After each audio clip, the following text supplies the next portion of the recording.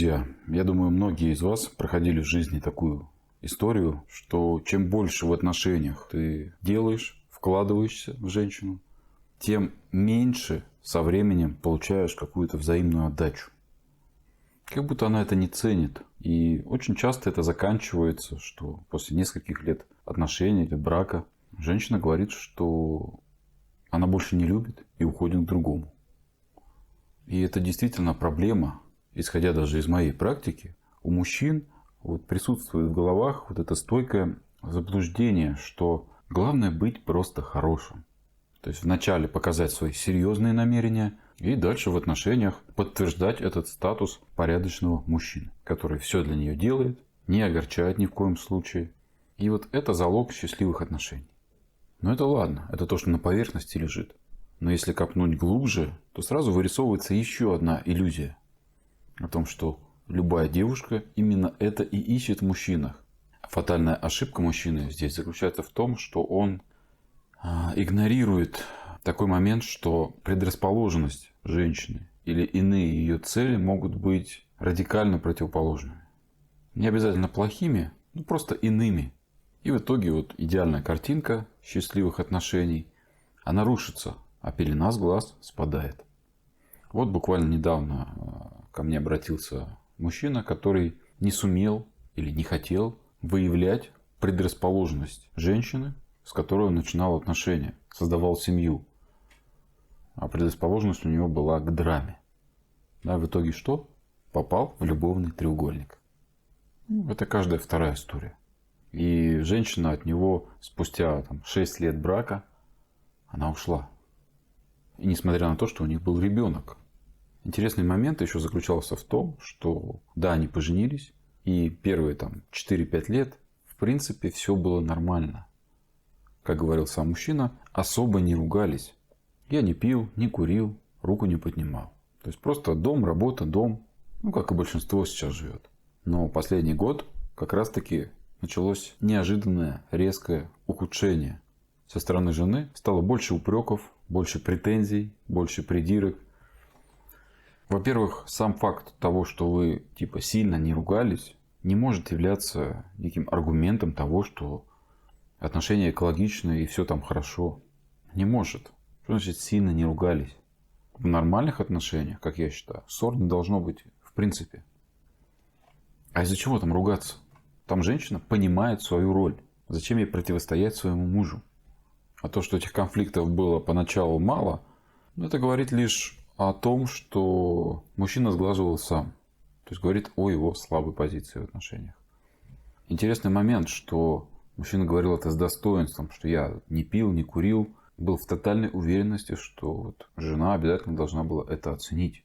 Но надо признать, что очень много сейчас девушек, которые ищут несколько иных вещей. И для них важнее, например, не какая-то стабильная последовательная жизнь в семье, где быт, и каждый занимается своими обязанностями. Нет, многие ищут драмы. Этот дофамин, этот кайф от драматических стечений обстоятельств. И в обычном браке, конечно, женщина такую драму получить никак не может. Что касается резкого ухудшения отношений, это всегда признак влияния другого мужчины. Почти всегда. Как правило, это бывший объявляется часто.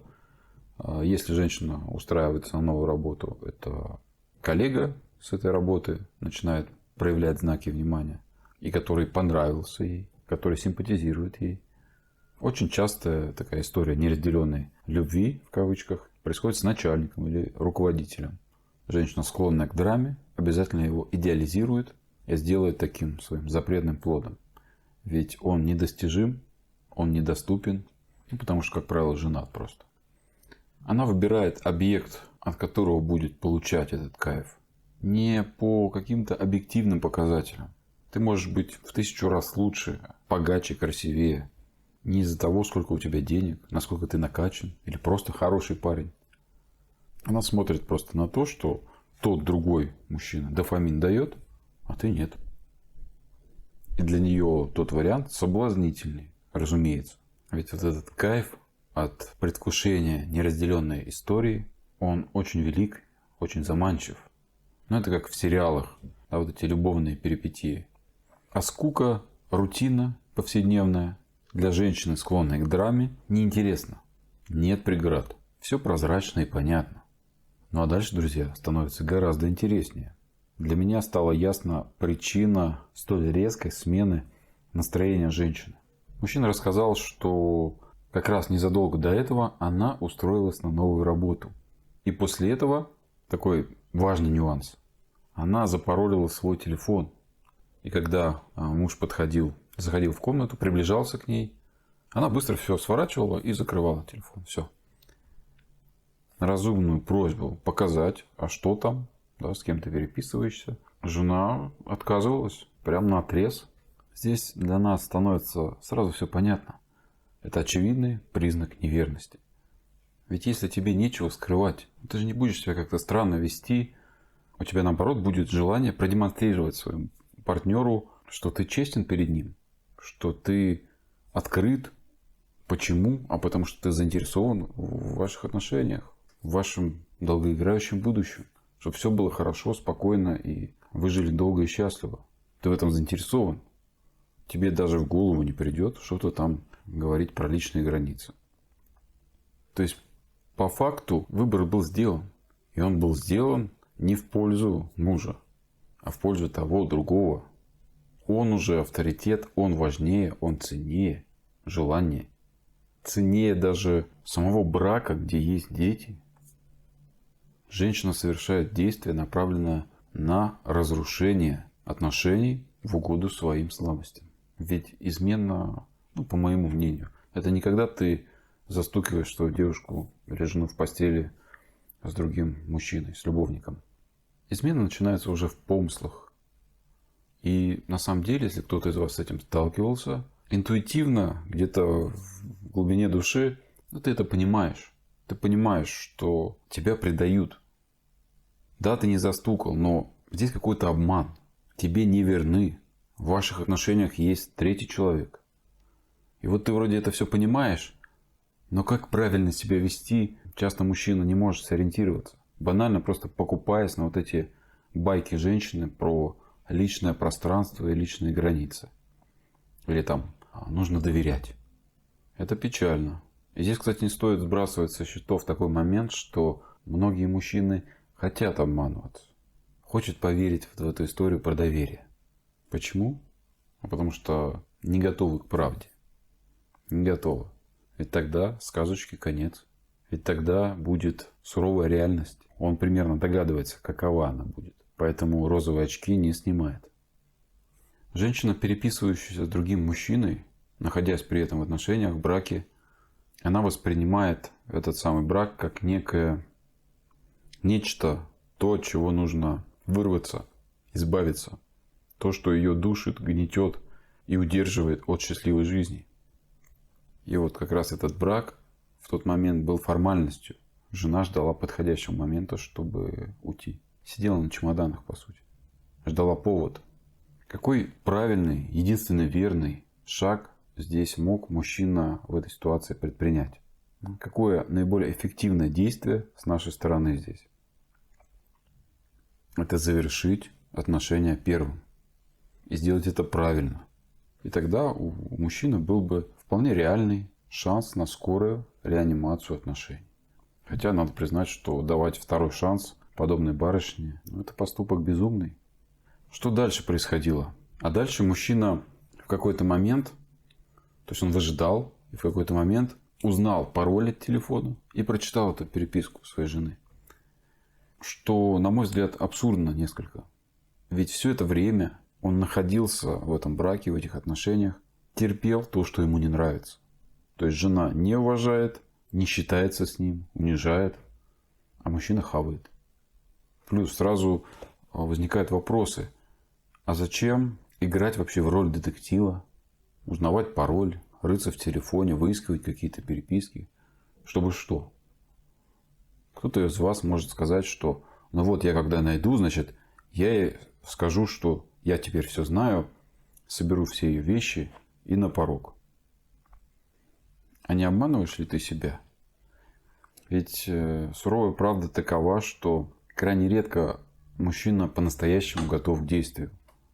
Вот когда выискивает вот эти все улики. Он на самом деле не готов.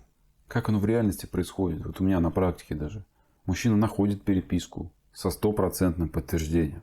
Что происходит? Да, он устраивает скандал. Ругается, портит мебель. Выгоняет жену там, или девушку. Проходит неделя, две. Мужчина успокаивается. Ну, пар-то он уже выпустил. И думает, блин, ну что-то я как-то погорячился. А может быть, я ошибся. Может быть, ничего не было. Может, кто-то воспользовался ее наивностью, да, жены. Все-таки столько лет прожили. А потом что делает? Еще извиняться бежит. И просить вернуться обратно. Чтобы и дальше присмыкаться. А что было в переписке? А в переписке женщина рассказывала коллеге по работе, как ей все надоело, как она устала. По сути, жаловалась ему на своего мужа.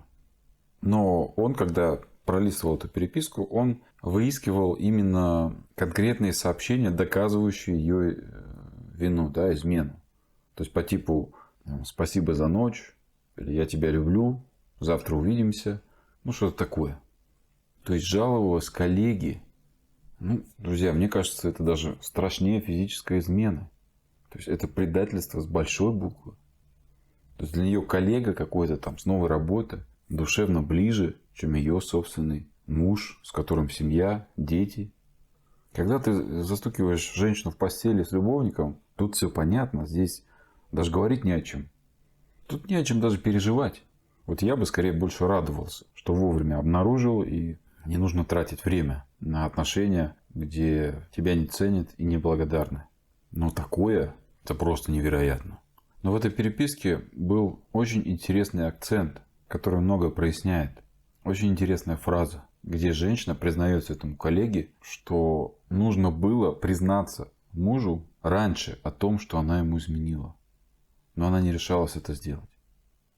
Ну и логично, я говорю, что ну вот ты искал эти прямые доказательства в виде сообщений. А это признание, это разве не доказательство?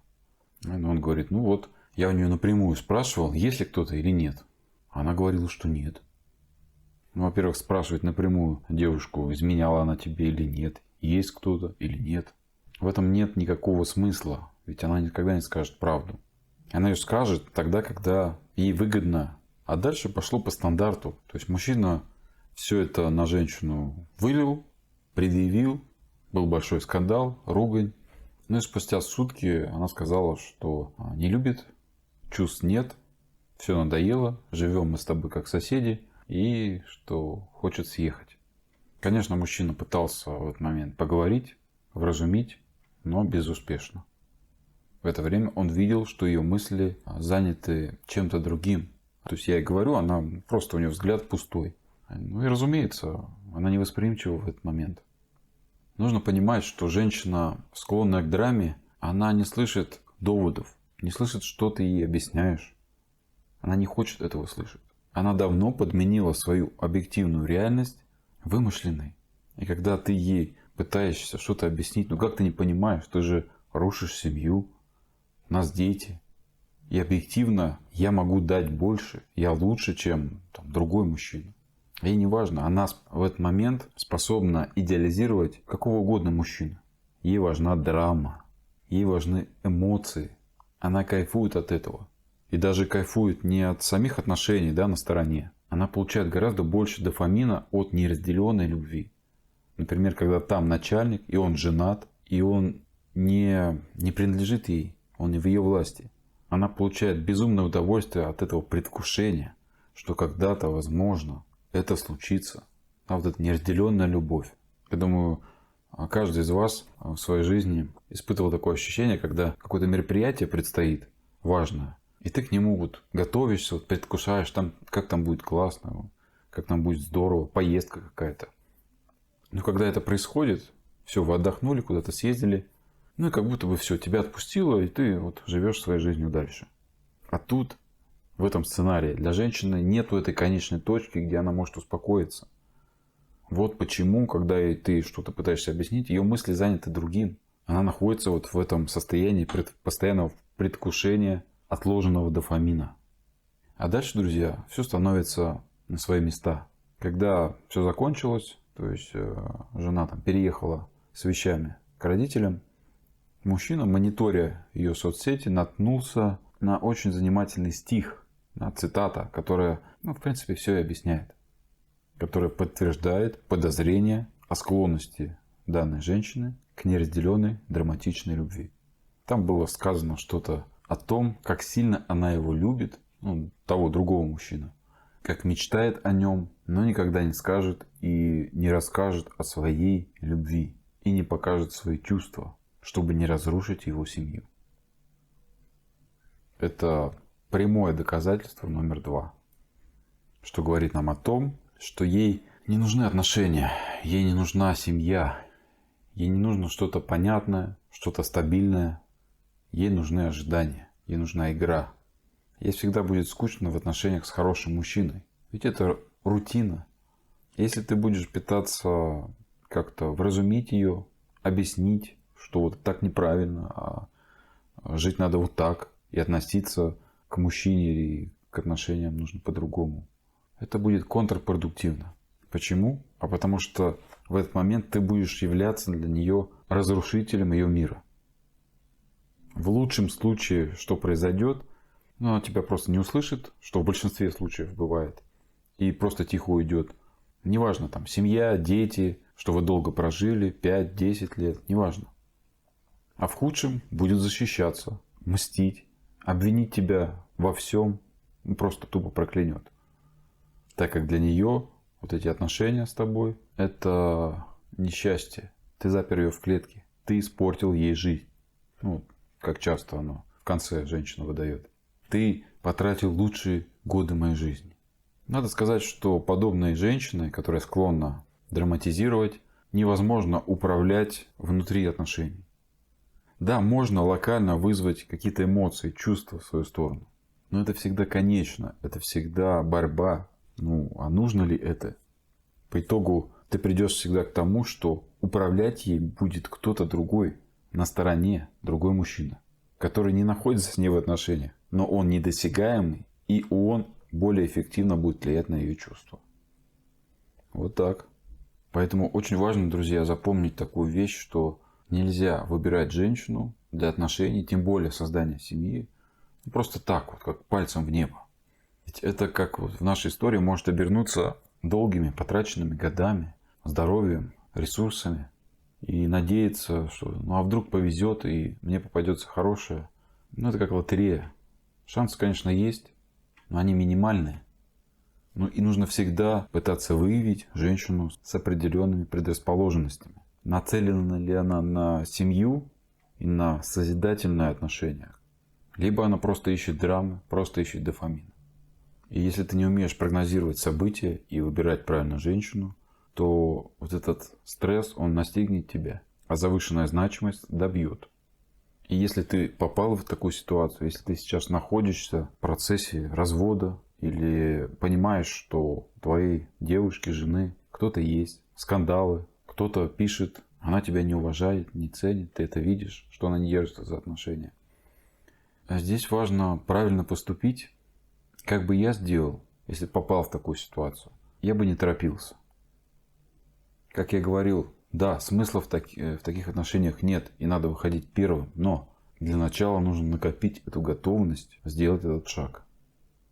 То есть, да, ты узнал об измене, да, ты узнал о предательстве, но если ты ощущаешь, что внутри тебя не содержится достаточной вот этой злости, достаточного негатива на себя, опять же, не на женщину, на женщину не надо злиться.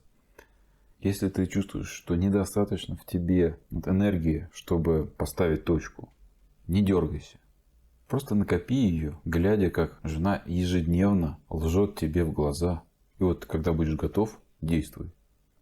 Это единственный эффективный способ создать благоприятный фундамент для будущей реанимации этих отношений, если вдруг по какой-то причине тебе они необходимы. То есть вернуть женщину, вернуть вашу семью, дать ей второй шанс. Но лично мое мнение, сходиться с женщиной, интересы которой не в семье, а в чем-то ином, в поиске драмы, в поисках эмоций, давать второй шанс такой женщине, на мой взгляд, безрассудно. Друзья, напоминаю, что доступен курс как не думать о бывшей и начать жить. Все ссылки доступны в описании, в комментариях и на экране. Обязательно поделись этим видео со своим другом, чтобы он тоже был в курсе. И скоро увидимся.